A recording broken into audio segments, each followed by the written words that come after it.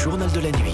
Isabelle Millet. Il est 22h09, merci d'écouter Europe 1, c'est la suite de votre journal. Et la manifestation avait été interdite, elle a pourtant eu lieu ce soir à Paris. Des milliers de personnes devant la préfecture de police pour soutenir la famille d'Adama Traoré, ce jeune homme noir de 24 ans, décédé en 2016 lors de son arrestation, alors qu'une nouvelle expertise médicale réalisée à la demande de la famille pointe la responsabilité des gendarmes. Une affaire érigée en symbole des violences policières et qui fait écho évidemment à ce qu'il se passe en ce moment aux États-Unis.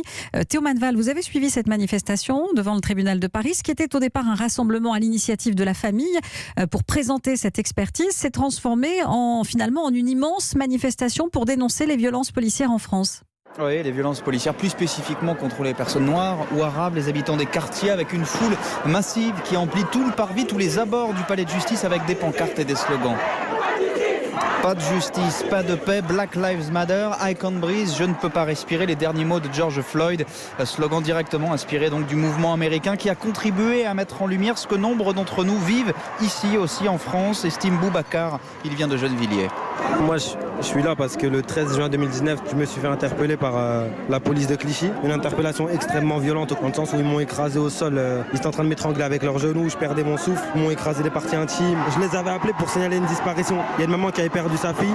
La violence, ouais, j'y ai goûté, mais malheureusement ce qui se passe aux États-Unis, nous aussi on y a le droit ici. Il n'y a pas besoin de traverser l'Atlantique pour le voir. Des familles de victimes de violences ont pris la parole, soutenues dans la foule par des figures du monde de la musique, du spectacle. On a vu Adèle Haenel, Aïssa Maïga a pris la parole, tout comme le rappeur Abdel Malik. En vérité, ce qui se joue ici, c'est l'avenir de notre pays, c'est l'avenir de la France. Donc je voulais vous dire à tous un grand merci d'être là et un grand soutien à toutes les familles des victimes. Et un bémol, cependant, à l'heure où l'on se parle, Isabelle, après toute une manifestation interdite, on le rappelle, mais qui s'était déroulée vraiment dans le calme, des heurts ont éclaté, des abribus brisés, des poubelles incendiées et le périphérique envahi par une partie des manifestants. Les forces de l'ordre sont en train de répliquer avec des gaz lacrymogènes. Théo Manval qui suit donc cette manifestation ce soir à Paris.